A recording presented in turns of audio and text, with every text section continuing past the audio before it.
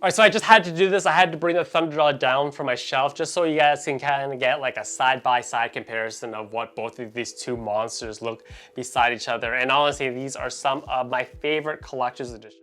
Alright, I swear I'm not short. This box is just absolutely gigantic. Welcome in, ladies and gentlemen.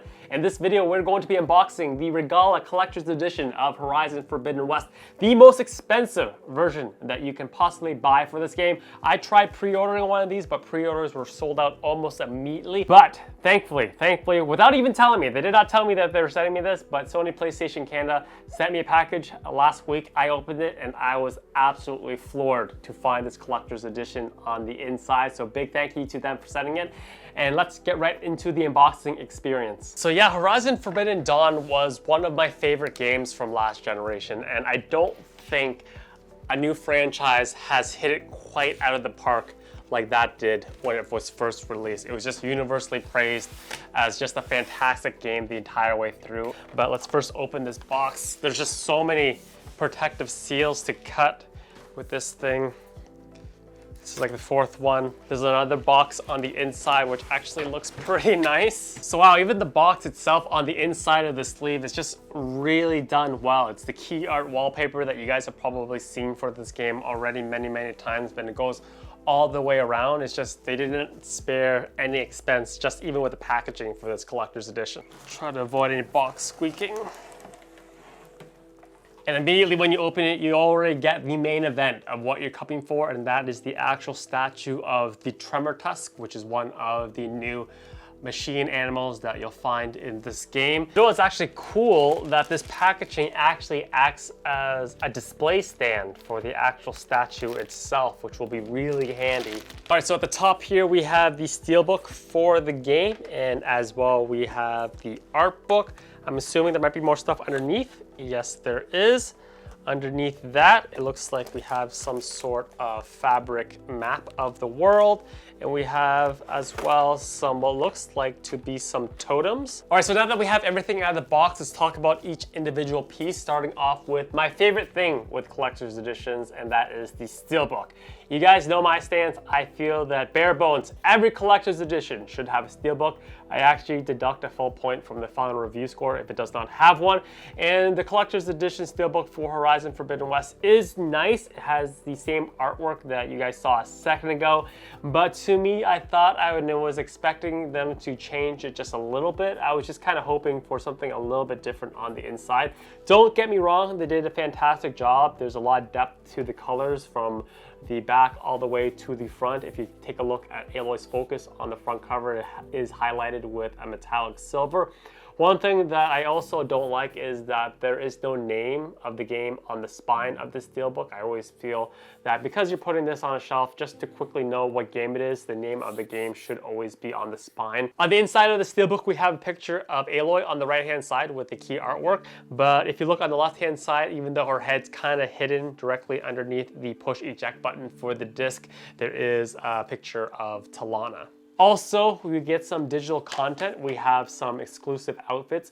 I'm not sure if these are going to be legendary gold/yellow outfits. I'm going to redeem it and then I'll give you guys some gameplay and you guys can check it out of what you exactly get. So we have the Karja Behemoth Elite outfit as well as the Nora Thunder Elite outfit. Looks like you also get some weapons as well.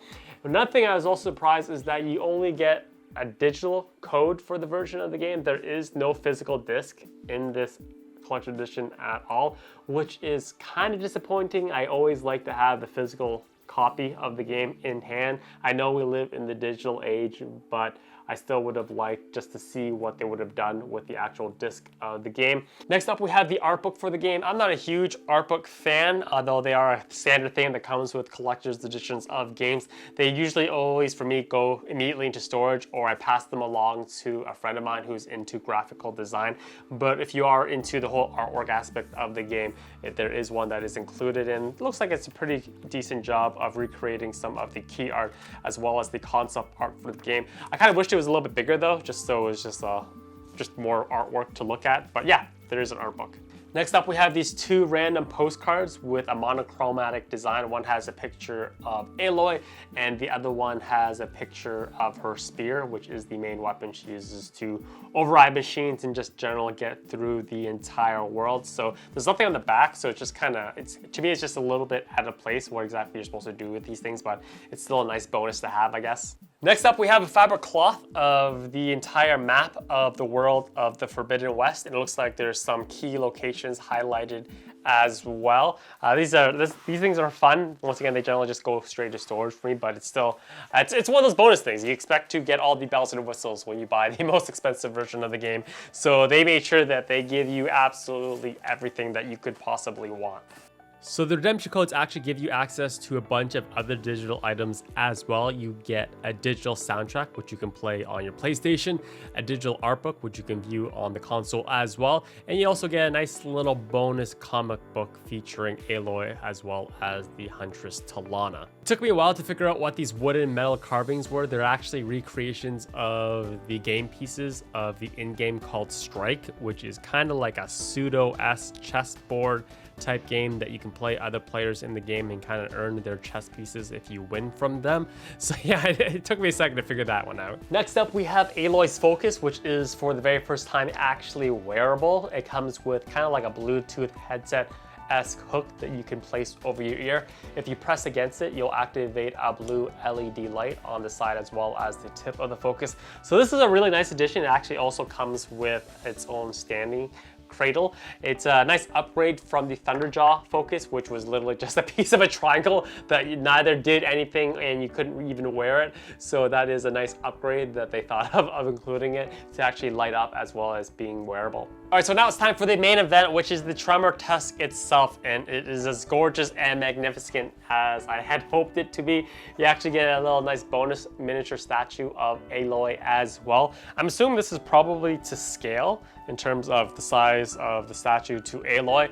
And one bonus feature that I wasn't expecting and I was kind of excited about is that there are batteries in this. The button to turn them on and off is located behind the left-hand ear of the Tremor Tusk, and when you press it, it'll cycle through 3 different colors: red, blue, as well as yellow. So that's, like I said, a nice little bonus feature, and everything just is done so well, from the Tanakh soldiers at the very top on the little fortress riding it, all the way to the fine details, to the horns, to the nose, all the way to the back. It's exactly how it appears inside the game. So like I said earlier, if you are a bit keen, you can actually use the packaging as kind of like a pseudo pedestal to place your Tremor Tusk on your shelf. Personally myself though, I think I'll just take it off this box, and I just like it to look and stand alone by itself, but it is a nice option that they do give you.